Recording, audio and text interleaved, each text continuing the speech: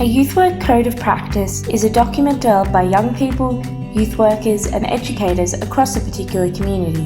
A code of practice provides an agreed framework or set of values for professional practice. The document covers everyone who works with young people. Although a code is voluntary, the foundations are generally set within a human rights framework. But why do we need a code of practice when we have legislation that is designed to uphold the rights of citizens in the community? Let's find out.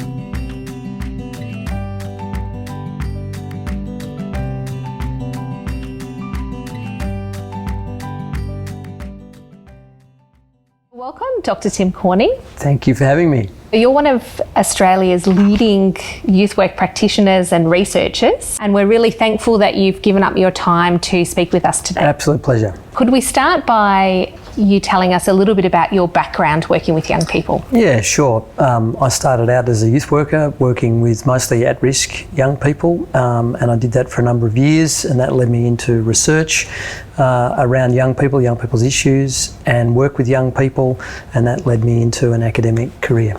So the first question I've got for you is, how might a code of ethical practice assist a youth worker working with young people? I think it helps create a sense of identity for youth workers, a guideline, a framework for practice. It creates a set of boundaries. It helps to shape the identity of professional youth work and professional practice, and creates a value base, I think, around helping to assist youth workers to make difficult decisions in the context of working with young people. Can you tell us a little bit about the history behind the Code of Ethical Practice here in Victoria and how it came to be? We've been talking about codes of ethics for some time, and professionalisation in particular. The Western Australians had produced a code of ethics, and that had led to some debate here in Victoria about whether we would use that code or develop our own. Bernie Geary, who was the recently appointed Child Safety Commissioner, had made a public statement calling for a code of ethics, saying that youth workers needed to have a code of ethics and practice to guide their practice, particularly to keep young people safe. And so the Youth Affairs Council of Victoria established a working committee to look into a code. It was a really interesting process because we really wanted to be consistent with the human rights frameworks that were being developed by the state government at the time. In 2005, the state government had introduced a human rights charter for all Victorians, and so we felt that our code needed to be based in human rights and needed to reflect those human rights aspirations and then the legislation that followed in Victoria.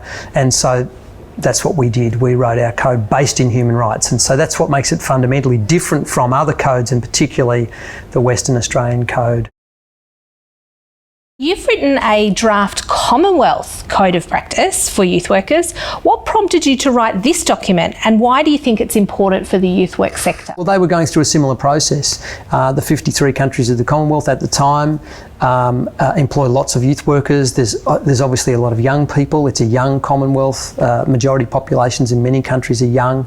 And so it was felt that youth work should professionalise, should start to think about codes of ethics and practice, particularly in relation to keeping young people safe within the context of professional youth work and other things. So that led them to consider a code of ethics, and because of their commitments to human rights charters, they were very interested in what we had done in basing our code in human rights, and so they asked me to draft up a code for them. What would your advice be for youth workers that live in countries that don't have a code of ethical practice yet? Start talking about it, get together, start to talk about what it means to be a youth worker, start to think about your professional identity, and then start to think about your practice, what underpins that practice, what informs it, and how you keep young people safe in the context of your practice. And then once you document that, that's a code. Now let's have a look at some of the different codes of practice from around the world.